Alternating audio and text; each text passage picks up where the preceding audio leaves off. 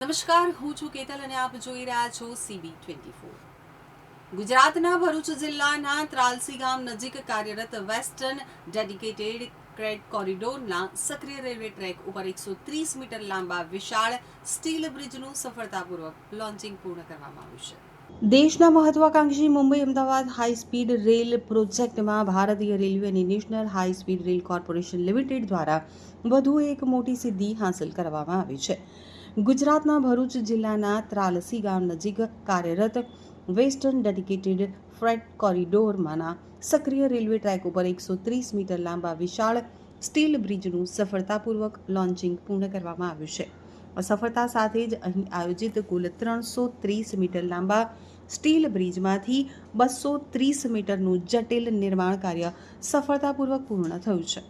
ભરૂચ નજીક તૈયાર થઈ રહેલો આ સ્ટીલ બ્રિજ કુલ 3 સ્પાન ધરાવે છે, જેની કુલ લંબાઈ 330 મીટર છે। 130 મીટરનો મુખ્ય સ્પાન જે 16 મે 2026ના રોજ સફળ લોન્ચ થયો હતો, તે સ્પાન આશરે 18 મીટર ઊંચાઈ અને 15.5 મીટર પહોળાઈ ધરાવે છે। આ સિંગલ સ્પાનનું વજન જ અંદાજે 2900 મેટ્રિક ટન છે। સ્પાનનો આ એક હિસ્સો છે તો 100 મીટરનો સિમ્પલી સપોર્ટેડ સ્પાન એટલે કે આશરે 1500 મેટ્રિક ટન વજન ધરાવતા આ સ્પાનને માર્ચ 2026 દરમિયાન નિર્માણ સ્થળ ઉપર જ સફળતાપૂર્વક સ્થાપિત કરી દેવાયો હતો।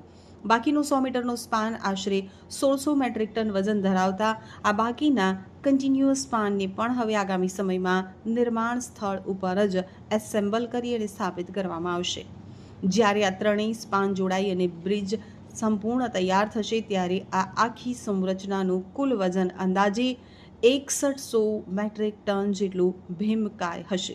આ સ્ટીલ બ્રિજનું નિર્માણ ગુજરાતના ઉમરગામ સ્થિત ખાસ કાર્બન ફેક્ટરી વર્કશોપમાં કરવામાં આવ્યું છે।